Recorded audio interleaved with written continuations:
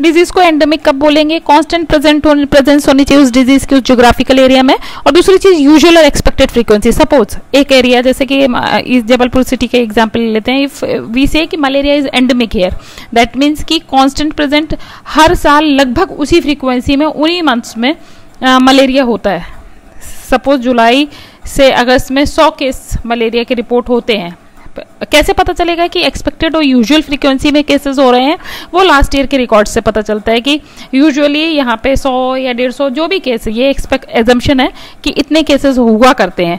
अगर 100 केसेस हुआ करते हैं जो यूजुअल एक्सपेक्टेड फ्रीक्वेंसी है, प्रीवियस रिकॉर्ड के आधार पर हम बोल रहे हैं, और सडनली किसी साल अगर 1000 केस हो जाते हैं तो वो एपिडेमिक कहलाएगी, क्योंकि अबव द एक्सपेक्टेड फ्रीक्वेंसी। और सेकेंड वर्ड इंपॉर्टेंट है कांस्टेंट प्रेजेंस, कि कोई डिजीज उस एरिया में बनी ही रहती है तो वो एंडेमिक कहलाती है। तो 2 वर्ड इंपॉर्टेंट है एंडेमिक की डेफिनेशन के लिए, constant presence of a disease in usual या एक्सपेक्टेड फ्रीक्वेंसी, जिस फ्रीक्वेंसी में वो हुआ करती है उस एरिया में, is used to define endemic disease. अभी मैं एग्जाम्पल लेके बताऊंगी, इसकी एक्सरसाइज सोल्व कराऊंगी। यदि डिसीज हाई लेवल पे, परसिस्टेंटली हाई लेवल पे बनी रहती है तो उसे हाइपर एंडेमिक बोलते हैं। इट्स अ टाइप ऑफ, एक तरीके से एंडेमिक ही होती है। एक तो परसिस्टेंस भी यहाँ जरूरी है कि कंटिन्यूअस प्रेजेंस, और दूसरी क्या कहते हैं, जो प्रिविलेंस है वो एट हायर साइड में होना चाहिए, कि हायर साइड में, बट नॉट इन दैट कि एपिडेमिक से कैसे डिफरेंशिएट करेंगे एंडेमिक और हाइपर एंडेमिक को, आगे भी मैं बताऊंगी। कि एपिडेमिक सडन ऑनसेट, एक पर्टिकुलर टाइम पीरियड पे, रेस्ट्रिक्टेड छोटे से टाइम पीरियड में अचानक से बहुत सारे केसेस, वो एंडेमिक या हाइपर एंडेमिक के प्रेवलेंसेस के लेवल से कई गुना ज्यादा, एक्सपेक्टेंसी से ज्यादा। सो हाइपर एंडेमिक में एंडेमिक से ज्यादा होते हैं केसेस, बट इतने नहीं कि एपिडेमिक कहला दें। सो this is hyperendemic. And second thing important word is the hyperendemic be continuous presence of excess of the cases, but in the expected frequency. Again the cases is in these hyperendemic are within the expectation से beyond नहीं है। Now बात करते हैं epidemic disease को कब बोलते हैं? Above the expected frequency.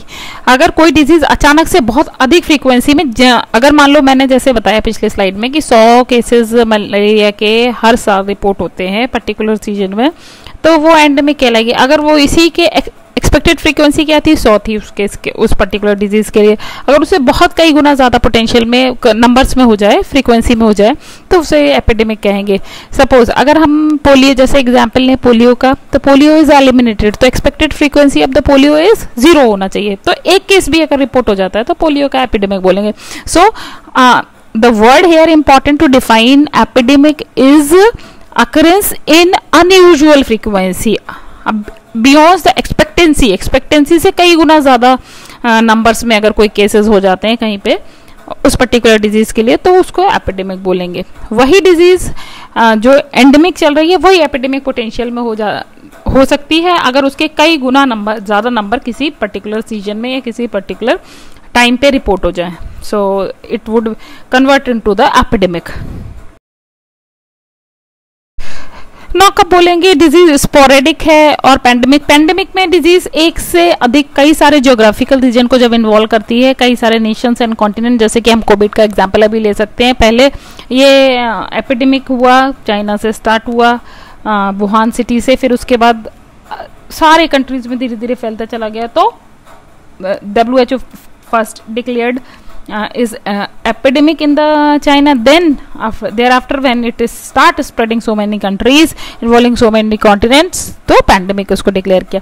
फिर उसके बाद स्पोरेडिक कब बोलते हैं? स्पोरेडिक बोलते हैं जब कोई डिजीज स्कैटर्ड इरेगुलर हैफेजर्ड पैटर्न में मिलती है तो उसे स्पोरेडिक बोलेंगे। सपोज जिस एरिया में वो नहीं हो रही है और एक केस रिपोर्ट हो जाए, और स्पोरेडिक डिजीज कोई पैटर्न फॉलो नहीं करती, किसी भी समय पे किसी भी टाइम पे एक केस रिपोर्ट हो जाए, हुआ करती है लेकिन स्कैटर्ड पैटर्न में अगर हो तो उसे स्पोरेडिक बोलेंगे। और frequency is very less in number. So simple शब्दों में हम स्पोरेडिक को समझ सकते हैं कि बिखरी बिखरी डिजीज, हालांकि यूजुअल फ्रीक्वेंसी में, कम फ्रीक्वेंसी में जो यूजुअली होती है, बट बिखरी बिखरी अलग अलग जगहों पे मिल जाए तो उसे स्कैटर्ड बोलते हैं, स्कैटर्ड या स्पोरेडिक पैटर्न बोलते हैं।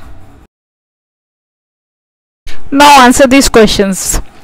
Number 1, 22 cases of legionellosis occur within 3 weeks among the residents of a particular neighborhood, usually 0 or 1 years of age group. 22 case अचानक से 3 वीक के ही ड्यूरेशन में रिपोर्ट हो जाते हैं लेजियोनेलोसिस के एक एरिया में, जहाँ पे पहले वो नहीं हुआ करते थे या कम फ्रीक्वेंसी में कब ऐसी रिपोर्टिंग नहीं हुई, तो ये क्या कहलाएगा? It's epidemic. अचानक से अबव द एक्सपेक्टेड फ्रीक्वेंसी कई सारे केसेस रिपोर्ट होना with in short duration of time is an epidemic. Next, average annual incidence, जैसे कि ट्यूबरक्लोसिस का दिया है 364 cases pulmonary tuberculosis per lakhs of population, जबकि नेशनल एवरेज कितना है? 134 cases per lakhs of population. That means कि it is above the national average but not in that much potential कि इसे एपिडेमिक, एक पर्टिकुलर छोटे से ड्यूरेशन में बहुत सारे केसेस नहीं रिपोर्ट हुए हैं, लेकिन नेशनल एवरेज से ज़्यादा है और एनुअल अकरेंस दिया है, सो हाइपर एंडेमिक।